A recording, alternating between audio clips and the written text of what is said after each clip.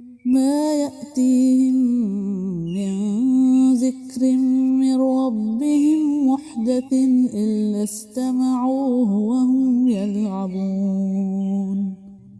ما نہیں، یاتیہم آتا ان کے پاس، من ذکرن کوئی ذکر، من ربہم ان کے رب کی طرف سے، محدثن نیا، الا مگر، استمعوہ وہ سنتے ہیں اسے، وہم جبکہ وہ، یلعبون وہ کھیل رہے ہوتے ہیں.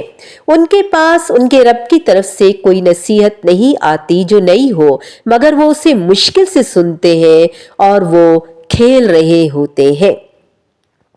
الا استمعوہ، سمع یسمع، سننا، یعنی تا کے اضافے سے اس کے معنی میں اضافہ کیا گیا جو موقع کی مناسبت سے خود بخود سمجھ میں آ رہا ہے، اور کان لگا کر سننا آتا ہے، لیکن ظاہر ہے کہ کفار کے لیے نصیحت کو کان لگا کر سننا مشکل ہے، خصوصاً جب وہ اس کا مذاق اڑا رہے ہوں. اس لیے معنی کیا گیا ہے مگر وہ اسے مشکل سے سنتے ہیں.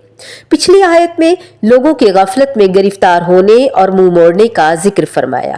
اس آیت میں بتایا گیا کہ انہیں اس غفلت سے بیدار کرنے کے لیے ان کے رب کی طرف سے قرآن اور سنت کی صورت میں نئی سے نئی نصیحت آتی رہتی ہے، مگر قبول کرنا تو دور کی بات، وہ اسے توجہ اور اطمینان سے سنتے بھی نہیں، بلکہ کھیلتے اور مذاق اڑاتے ہوئے بڑی مشکل اور گرانی سے سنتے ہیں. ذکر من ربہم ان کے رب کی طرف سے نصیحت، اس سے معلوم ہو رہا ہے کہ رب تعالی صرف کھانے پینے اور دنیاوی ضروریات کو پورا کرنے والا رب نہیں، بلکہ انسان کی روحانی ضروریات اور آخرت کی نجات کی ضامن کی چیزوں کو بھی مہیا کرنے والا رب ہے. محدثن کا معنی نیا ہے، یعنی اللہ تعالیٰ کے ہاں سے لوگوں کی طرف قرآن اور حدیث کی صورت میں نئی سے نئی نصیحت آتی رہتی ہے. اس سے معلوم ہوا کہ اللہ تعالیٰ جب چاہے اور جو چاہے کلام کر سکتا ہے.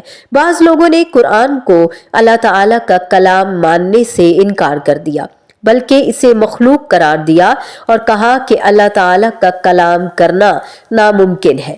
اس کی بھی تفصیلات ہم پڑھ چکے ہیں. سورۃ الاعراف آیت نمبر 143، التوبہ 6 اور الکہف 109.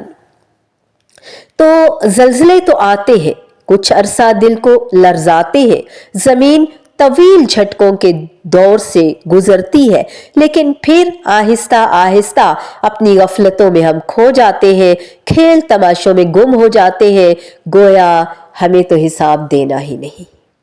ما يأتيهم من ذكر من ربهم محدث إلا استمعوه وهم يلعبون.